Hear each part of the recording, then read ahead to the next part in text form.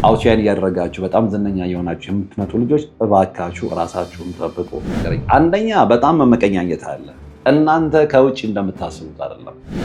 እጁን ኪሱ ውስጥ የከተተ በተለይ ሬድ ካርፔት ላይ እጁን ኪሱ ከቶ የማያወጣ ልብ ብለህ ተመልከታል። ስለዚህ ሲጨብጥህ ከዛ የሚያወጣውን አውጥቶ ቅጠልም ይሁን የተቀመመ ነገር ይሁን እጅን ያስነካል። ከዛም የለም የተመተተበት ነገር፣ የተመተተበት ቅጠል፣ የተመተተበት ዱቄት በጣም ታደንቀው ሰው ምናምን ኃይለኛ ተንኮለኛ ሊሆን ይችላል። ወይ ቁጭ ብለህ ከእሱ ጋር እንድታወራ የምትፈልገው ሰው ትክክለኛ ማንነቱ ሲነገር ሾክ ታደርጋለህ እንዴ። አባቶች ይጣራሉ፣ ነጠላ ጋርደን ነው የምንቀድሰው ይላሉ።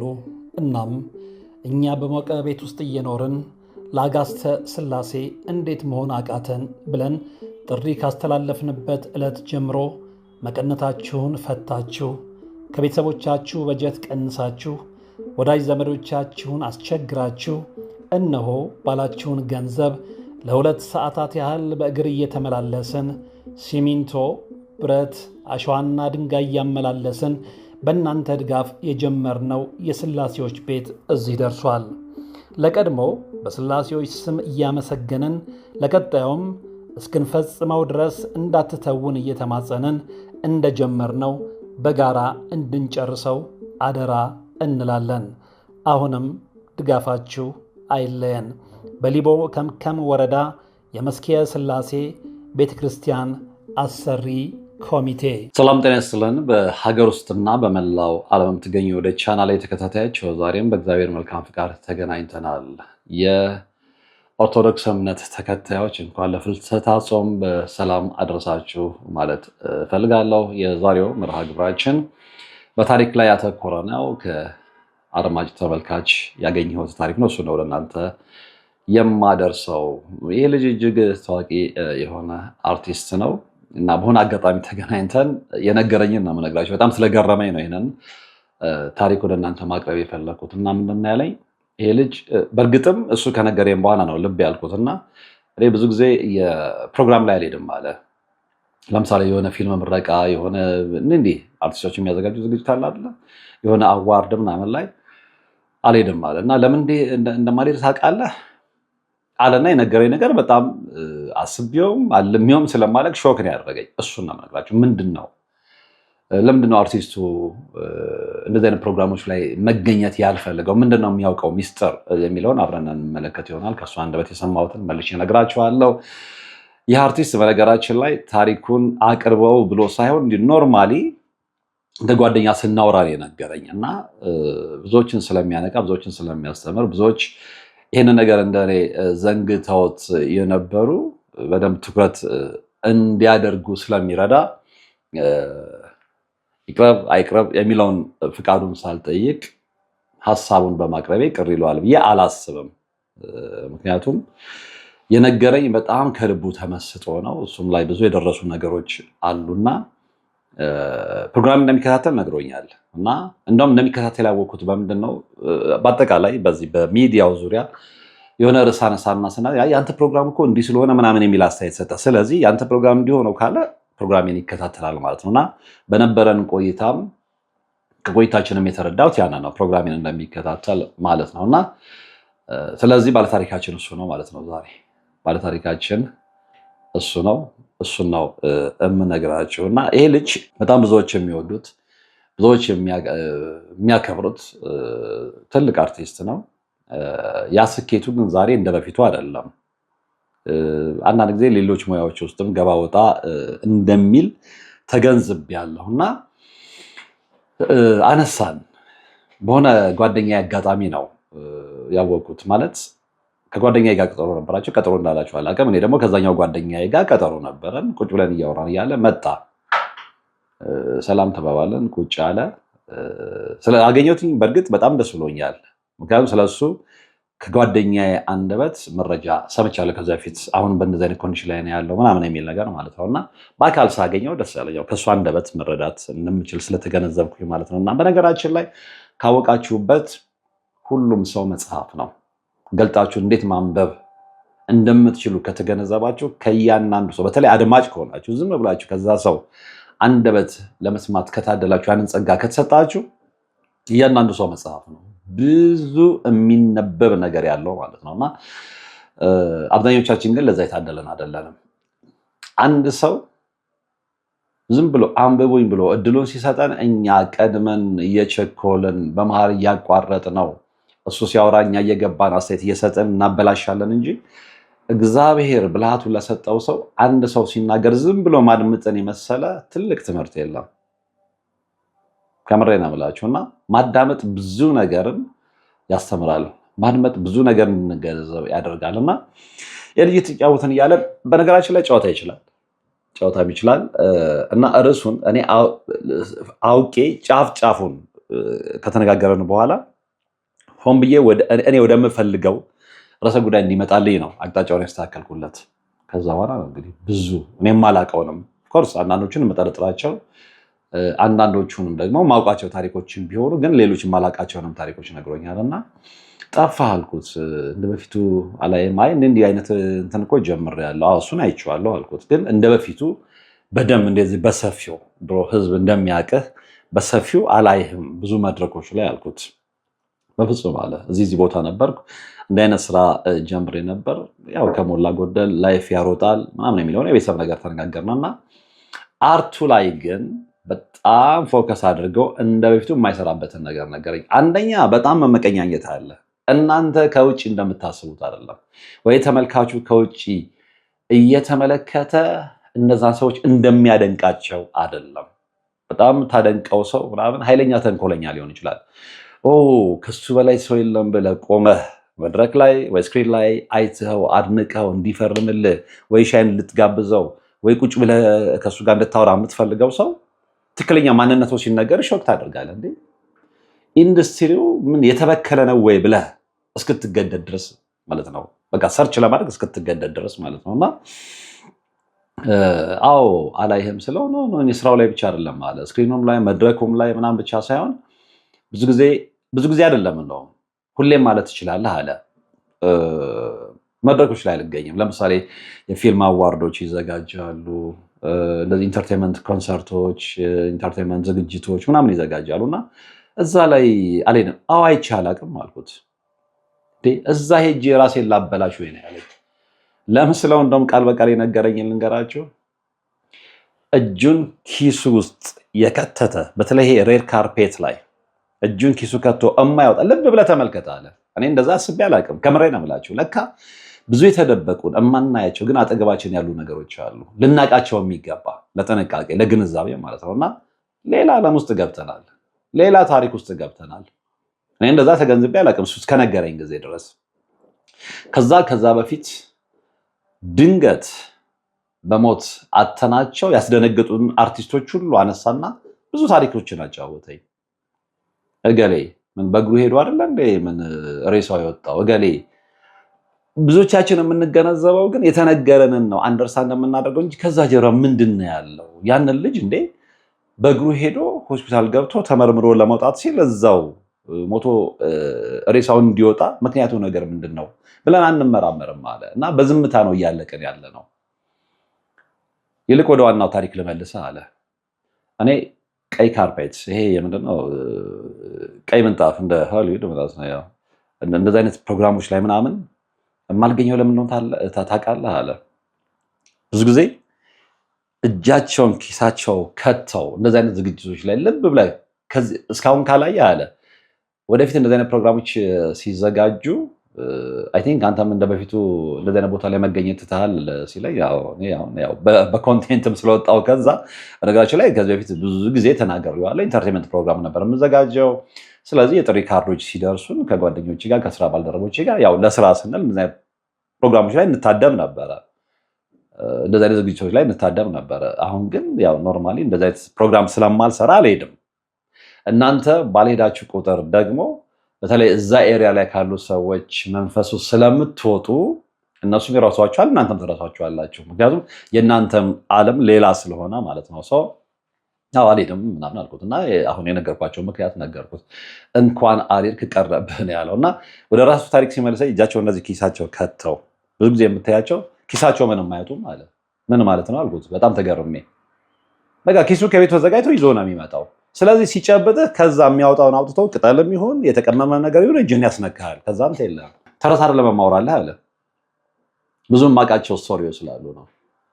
ስለዚህ ኪሱ ውስጥ ከቤቱ ሲዘጋጅ ጓደኛውን በተቀመመ ነገር ወይ በቅጠላ ቅጠል እጁን አስነክቶ ማድሄት መተት መላክ የሚፈልግ ሰው አለ እያልከኝ ነው ያልኩት። ዴፊኒትሊ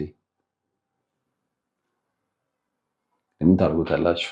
ብዙ ነገር ሰምተናል፣ ብዙ ነገር አይተናል። ግን ኢንተርቴንመንቱ ዓለም እንደዚህ እንደተጨማለቀ አላውቅም ነበረ። ኦፍኮርስ እዛ ውስጥ ጨዋ ሰዎች አሉ። እሱም በአንደበቱ እንዳመነው በጣት የሚቆጠሩ በቃ ኖርማሊ ስራቸው ስለሆነ ጥበቡን ብቻ የሚከተሉ፣ አብዛኛው ግን የሚጠላለፍ ነው። እንደ አይነት ፕሮግራም ላይ እጅን ኪስህ ከተህ ውስጥ ያደረከውን ነገር እጅን ቀብተህ መልሰህ እንደ ቁጭ በሌዎቹ ማለት እኮ ነው። አሁን የተለመደው ምንድን ነው? የአሁን ሌቦች ኪሳቸው ውስጥ የሆነ ነገር ከተዋል አለ እናንተ ማብዛት ሲፈልጉ ከዛ ውስጥ አውጥቶ ይቀባሃል፣ ወይ ልብስን ይነካል፣ ወይ እንደዚህ ይነካል። ከዛ ወዲያ አንተ የለህም። እና የሚያውቁ ያውቃሉ ይሄንን ነገር። ለማታውቁት ማስረዳቱ ነው ከባዱ። ለማታውቁት አሁንም ለደነዘዛችሁት ነው ማስረዳቱ የሚከብደው። ምክንያቱም ይሄን ነገር እሱ ሲነግረኝ ትዝ ያለኝ ምንድን ነው ሞናርክ ማይንድ ኮንትሮል የሚባል መጽሐፍ አለ፣ በዓለም አቀፍ ደረጃ በጣም ታዋቂ የሆነ ማለት ነው። እና እሱ መጽሐፍ ላይ የተገለጸ ነገር አለና ከ12ቱ ሳይንስ ፕሮጀክቶች መካከል አንደኛው ይሄኛው ነው። እዛ መጽሐፍ ላይ ከተገለጸው ምንድነው ኪስ ውስጥ የምትከተው የቅጠል አይነት አለ። እንግዲህ ተቀምሞ ምናምን ተወቅቶ ምናምን ትልል ይችላል እና ያ ቅጠል ሰውን የመቀየር ሰውን ደሌላ ማንነት የመለወጥ ኃይል አለው እና እነሱ ያንን የቅጠል አይነት ያውቁታል። ማንም ሊነግሩ አይችልም። አርቲስቱ ጠንቋይ ቤት የሚያዘወትር ከደብተራ ጋር የሚገናኝ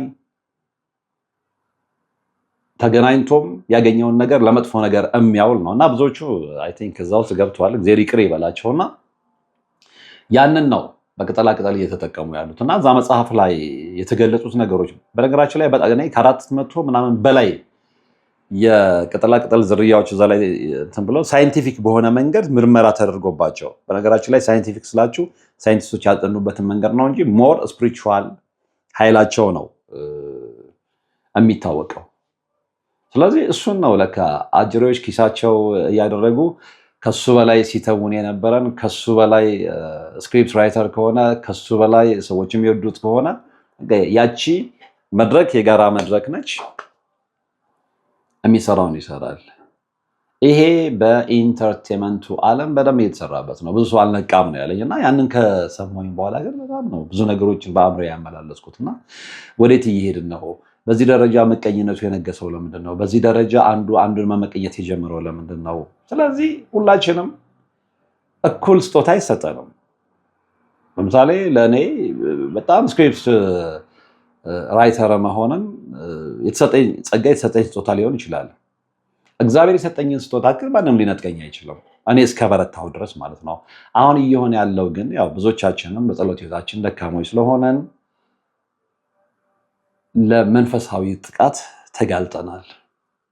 አብዛኛው አርቲስት ሁሉንም አላልኩም፣ አሁንም ሁሉንም አላልኩም የሚለው ላይ በደንብ እንዲሰመርልኝ እፈልጋለሁ። በጣም የሚቆጠሩ እዛኛውም ዓለም ውስጥ ሆነው መንፈሳዊ ዓለም የገባቸው ሊኖሩ ይችላሉ። ራሳቸውን የሚጠብቁ ራሳቸውን የሚያገሉ ሊኖሩ ይችላሉ። ይህንን ታሪክ እንደነገረኝ አርቲስት ማለት ነው። እሱ የሆነ ነገር ከተገለጠለት፣ በነገራችን ላይ ከተገለጠለት ብቻ አይደለም፣ ብዙ ነገሮች ከተበላሹበት፣ ብዙ ነገሮችን ሲመለከተው ብዙ ነገር ከመስመር ስለወጣበት ይመስለኛል መንፈሳዊ ዓለምንም እየመረመረ ገብቶት ይህንን መንገድ የተከተለውና ግን ያልገባቸውስ አሁንም እንዲህ አይነት ነገር እንደሚሰራ የማያውቁስ ስንት ነገር እየሰማን አለ። በተለይ በገንዘብ የተነሳ እንደውም እኔ አንድ ጓደኛ ቻናል ላይ አንድ አርቲስት እስከ ባለቤቱ ስሙ ሲጠለጠል በደንብ ሰምቻለሁ።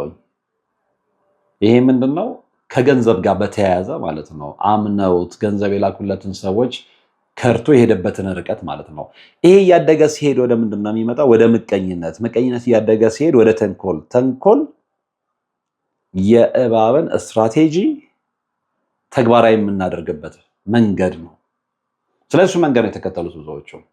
የሄዱና ምናምን በአድናቆት ምናምን ገንዘብ ሰጥተኸው የሆነ ነገር አድርገኸው የረዳኸው ልክ ከፍ እያለ ሲሄድ ዝናውም ጭንቅላቱን ስለሚደፍነው ወደ ተንኮል ወደ ምቀኝነቱ፣ ስለዚህ የሆነ ነገር ዲፌንድ እንዳታደርገው ይህንን መንገድ ይከተለዋል። ስለዚህ እኔ ከምሬ ነው የምልህ አለ ወርቅ አፈራው፣ ከምሬ ነው የምለው እንደዚህ አይነት ዝግጅት ምናልባት ወደፊት ድሉ ገጥሞ ስትሄድ እጁን ኪሱ ከቶ ረጅም ሰዓት አላወጣም ያለ ሰው ልጨብጥ ካለ ተጠራጠር ነው ያለው። እና በጣም ገርሞኝ ነው እየሳኩ ነው የሰማሁት። አትሳቅ ነው አንተ በዚህ ጉዳይ ላይ ብዙ ነገር ሰርተሃል እከታተላለሁ፣ እና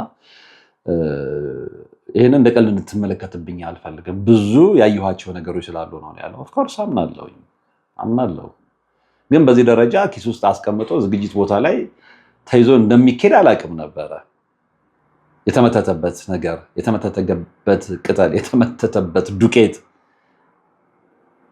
እንደሚሄድ አላውቅም ነበር። አሁን ግን አወቅኩኝ። አሁን የበለጠ ሌሎች የምጠራጠራቸው ነገሮች ጎን ይሄን ነገር አሰልፌ ሞር ደግሞ እንድጠራጠር ሞር እንድጠነቀቅ ምክንያት ሆኖኛል። እኔ ብቻ ሳልሆን ግን ሌሎች እንዲጠነቀቁ ፈልጋለሁ።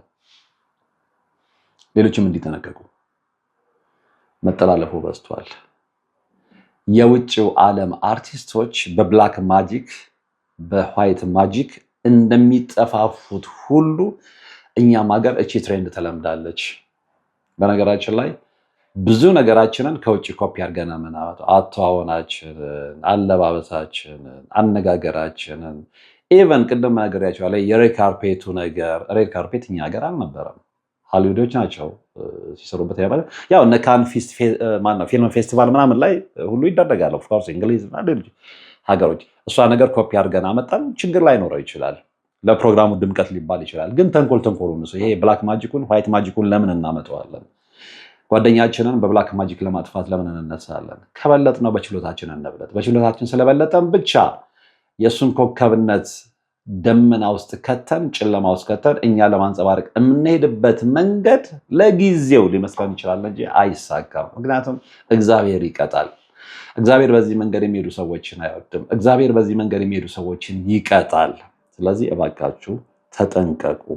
በተለይ ኢንተርቴንመንት ውስጥ ያላችሁ ልጆች፣ በተለይ ኢንተርቴንመንት ውስጥ እየተሳካላችሁ የመጣችሁ ልጆች፣ አውትሻይን እያደረጋችሁ በጣም ዝነኛ የሆናችሁ የምትመጡ ልጆች እባካችሁ ራሳችሁን ጠብቁ።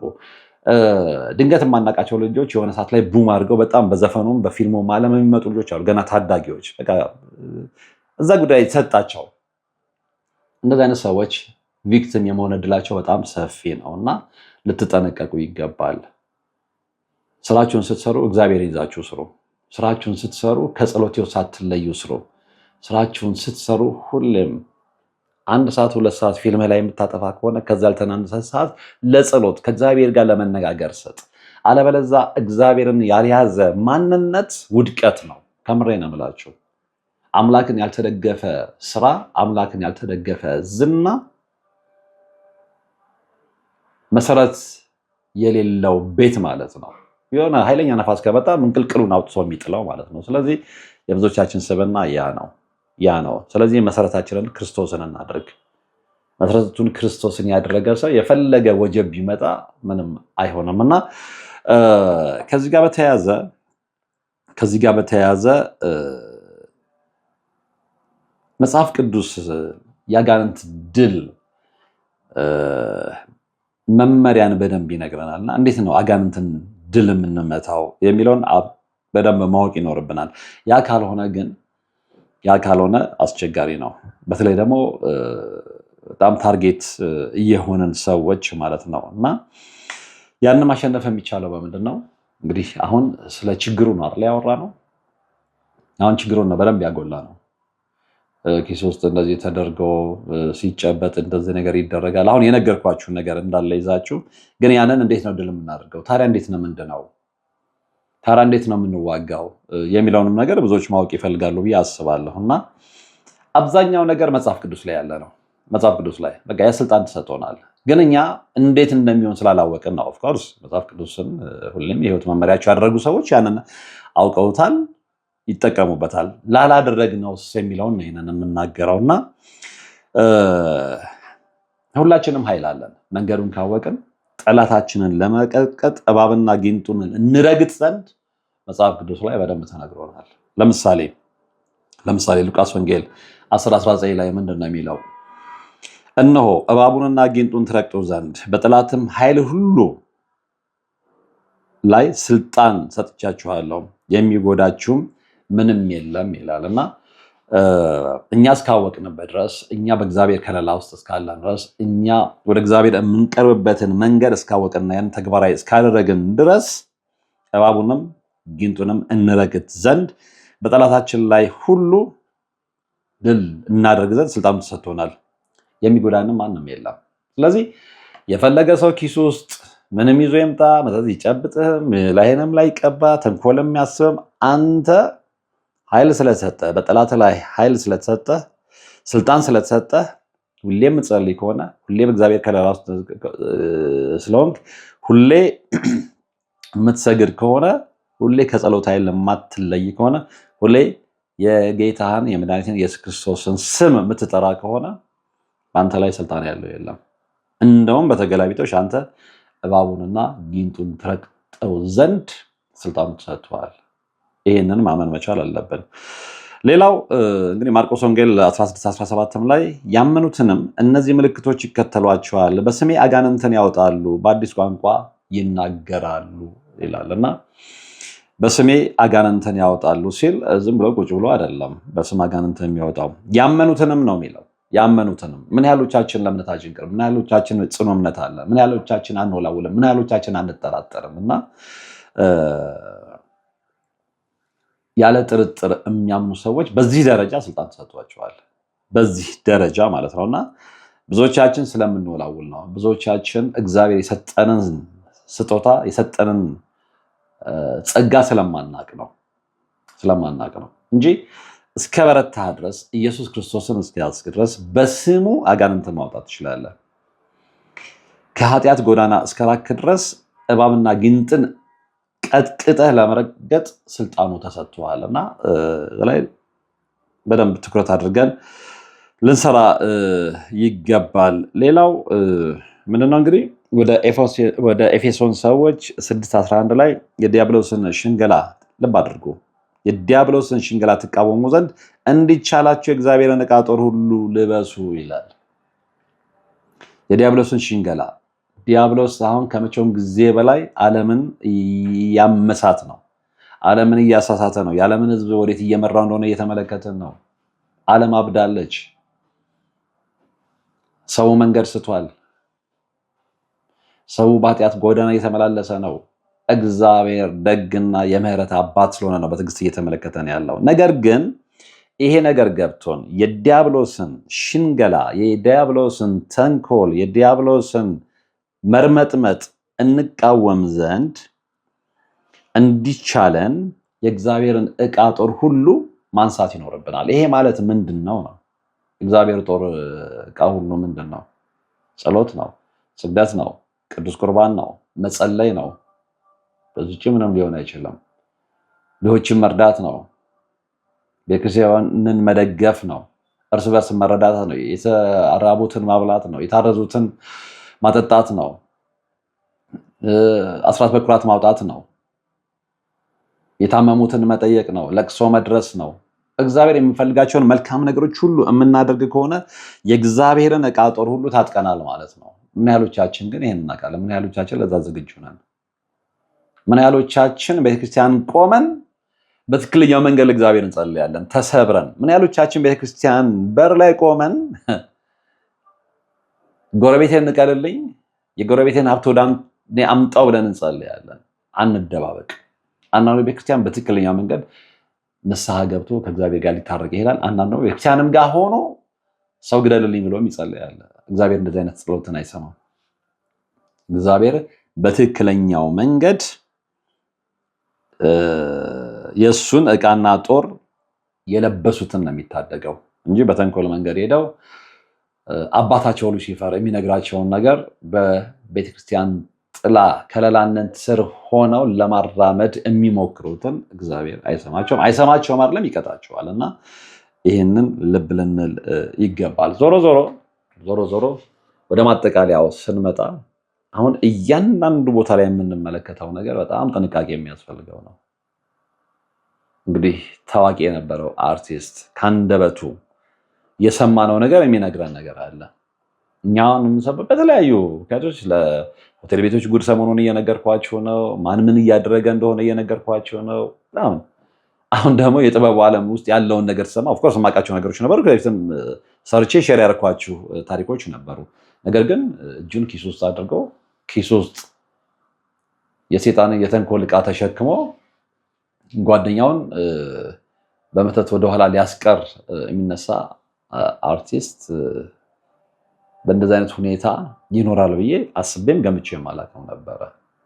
ስለዚህ ከዚህ ላይ ተነስቼ ምን አንደርስታንድ አድርኩኝ? ሁሌ እንደምለው እኛ ሀገር ውስጥ ያልተነገረ እንጂ ያልተደረገ ወደፊትም የማይደረግ ነገር የለም።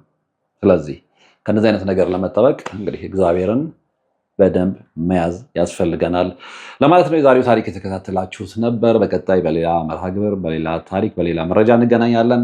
እስከዛው ግን አብራችሁን ስለነበራችሁ ወደፊትም አብራችሁን ስለምትሆኑ በልዑል እግዚአብሔር ስም ከልብ አመሰግናችኋለሁ። ሰላም። አባቶች ይጣራሉ፣ ነጠላ ጋርደን ነው የምንቀድሰው ይላሉ።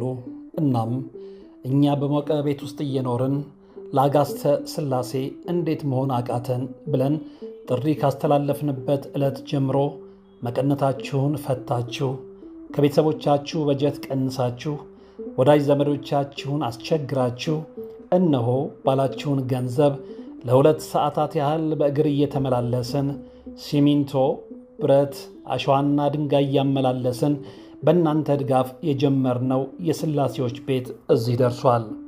ለቀድሞ በሥላሴዎች ስም እያመሰገንን ለቀጣዩም እስክንፈጽመው ድረስ እንዳትተውን እየተማጸንን እንደጀመርነው በጋራ እንድንጨርሰው አደራ እንላለን።